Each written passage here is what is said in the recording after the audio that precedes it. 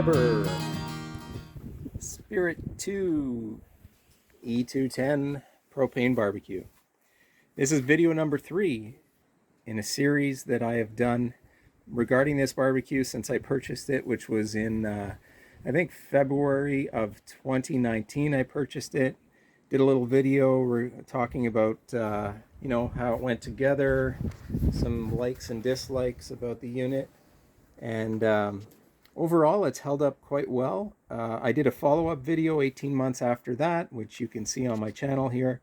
I was doing a big cleanup at the time and noticed that the flavorizing bars were starting to rust, and that you know, I knew that at some point I would have to replace those.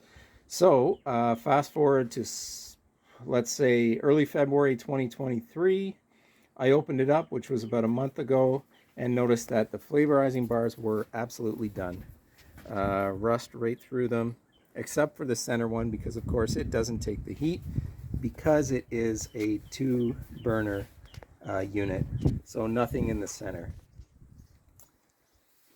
So that one is still good. I can use that one.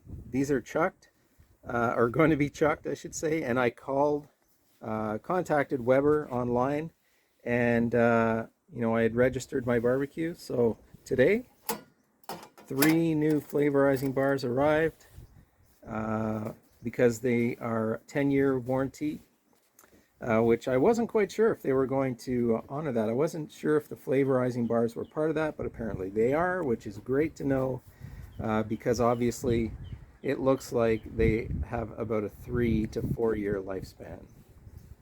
So I took advantage of the time of removing everything and getting stuff cleaned up. I'm going to put these new bars in over the heat, and I am actually going to keep, over the burners I should say, I'm actually going to keep this one as my spare, and I'm going to keep this center one in the center where it was originally, because it's doing pretty well. It's not even really rusting that I can tell. So they're all set and ready to go. I'll be putting the grates back in, which, by the way, they're right over there, but they are in great shape, pardon the pun, and have not rusted or started to flake or anything, so I'm really happy with those. The rest of the barbecue, as mentioned in the original and the second video, is holding up quite well. I'm really pleased with it overall. Again, if you noted in the first video, I thought that the mechanism for the weight of the barbecue was kind of chintzy and didn't work that well, and that comment has stood true. It is kind of problematic. You know, it doesn't float up and down quite as free as it should because of the little weld around the 20-pound barbecues. Somebody had mentioned, you know, about taking those little bumpers off in there, or flattening them out or something, and that is a good idea. I think that's something somebody could probably just modify on their own. It wouldn't be a big deal. So kudos to that guy that commented that. I think he commented that in the first video. So otherwise, everything else is holding up fine, and I'm quite happy with it.